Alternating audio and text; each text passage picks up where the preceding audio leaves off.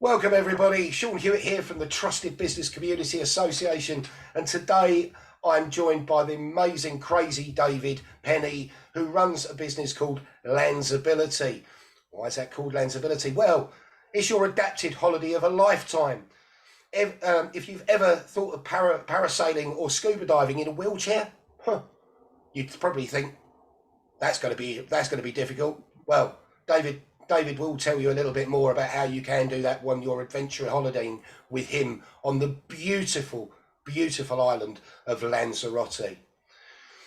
Obviously, Lanzability, they believe that accessibility surpasses physical barriers and that everyone needs to deserve a holiday filled with fun and laughter in the sun. Relaxation, adventure, and good food always comes with it. Crazy David, great to have you with me, mate.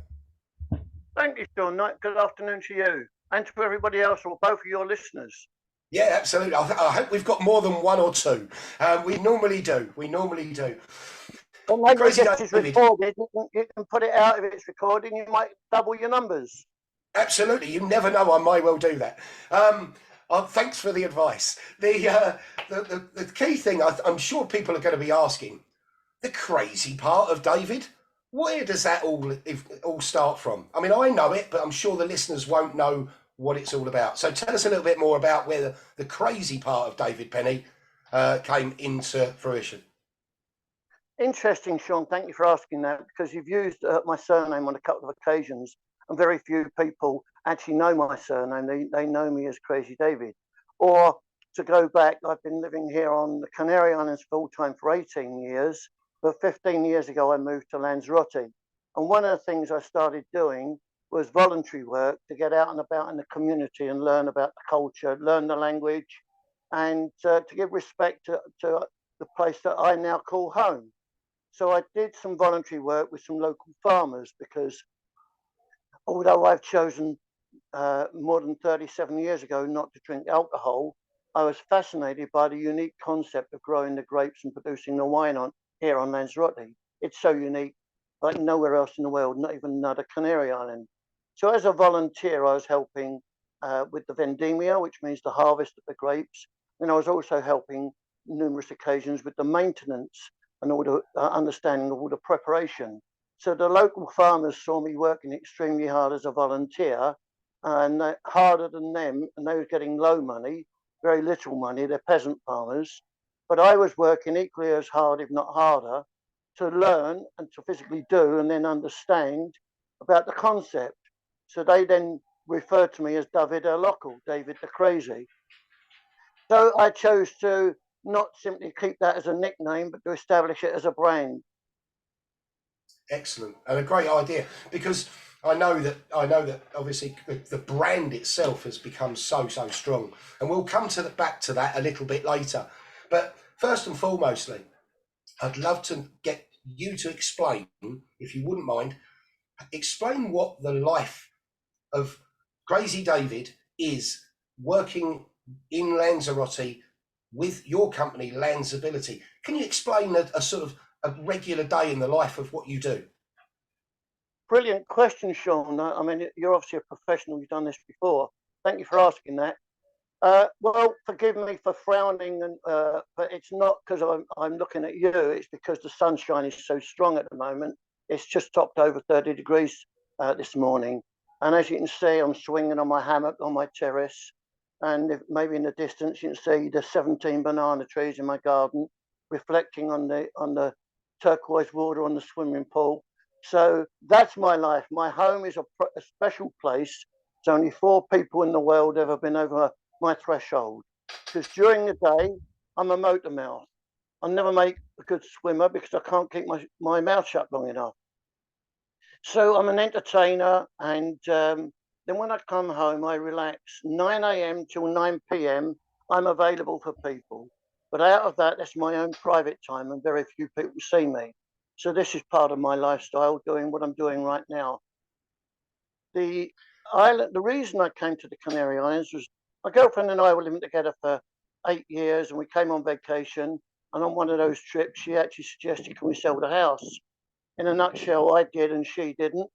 I arrived with 7 bags on a one-way ticket, couldn't speak the language, didn't know where I was even going to stay the first night, but I made a determined effort to blend in and show a willingness to adjust to a new lifestyle. So for me, the quality of life, very little crime, 330 days a year sunshine, and excellent weather, and all those other factors are what attracted me, and B, also what's keeping me. I'm originally from Inverness, the capital of the Highlands of Scotland. My mother's family are from Wick, and I moved here 18 years ago, and I've only been back to Scotland once in 18 years for a family wedding. Folks say to me, David, how often do you go home? I say, every night. I live here. Yeah, good call, good call. So obviously that's what attracted you, and I'm sure that's what attracts people to the island generally who want to holiday.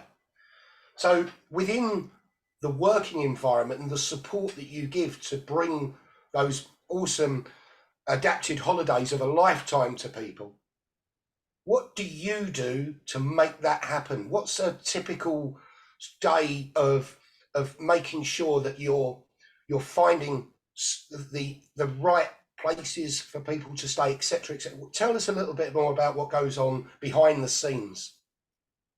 Well, that also goes back, Sean, another good question, to how the crazy bit comes into it, because some people don't understand. At the moment, I've just said goodbye last night to AO, my technical director of Lanzability, who's been over for 2 weeks with his family, 1 week vacation and 1 week that I was cracking a whip and making him work. So one of the things I got him to do is going to be doing is to change the bio because it doesn't reflect that message very clearly. I'm the chief doer. I'm not a carer, but I've got 5 qualified certified carers in my team. I don't own the adapted accommodation. I don't own the mobility equipment, but initially I thought I was selling holiday packages for people with disabilities. And then I learned there's a lot more to it. The technical aspect, the care side of it all. So primarily I'm the coordinator and do much of the work I do is behind the scenes, which nobody gets to see. And putting accommodation with dates to marry up with people's specific mobility requirements and equipment and all of those things with the carers is an awful lot of work. But I love it. I don't see it as work. I say if you fall in love with your job, you never have to go to work again. Now, for me, I expand a little more on the crazy part, if I may. I knock on every door of every villa owner that I wish to use their accommodation, or every hotel. In fact, we've just done a video of me into one of the main hotels I use with adapted rooms. Arriving in a wheelchair, I was paying a carer to push me into the reception. I then asked in the local language to view an adapted room. We were video going to that room from the reception. We was then video going to the swimming pool to see how easy it is for me to transfer on my own. Also to the restaurant. And then we then took the 6.5 minute walk on flat, easy accessible surface along the pavement to the Avenida, which then enabled me simply then to go down the ramp onto the beach, where it's all got the decking laid out for me to go under a pergola, so I don't have to sit in the sun and be affected by that fantastic quality that we have here. So that detail that I go to is very much part of my life, because I will never allow or recommend anything unless I've physically done it myself. So that's the crazy part. People say, you're crazy going to so much detail. But for me, I like to under promise and over deliver, and it's all about their experience. I think that just goes to show the quality, David, that you bring to every individual. And you know, obviously, we were talking just before we came online here about the working with everyone's individual. Everyone's got individual needs and requirements. And you were talking about somebody who's come back time and time again to utilise you, who's blind, and they want that independence to be able to walk to a cafe bar. They want to be able to move around freely without too much supportive help.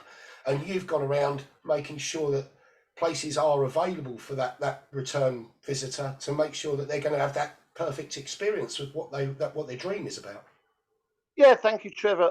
Thank you. His name is Trevor. He's in his late 70s. He's totally without sight. He lost his sight as a young boy. He just has strong memories of his visit over here in May, where he came back and said he wants the same companion because he doesn't want a carer. He doesn't want to be treated as a child or somebody like restricted mobility. He's just got a loss of sight and he's a very intelligent guy.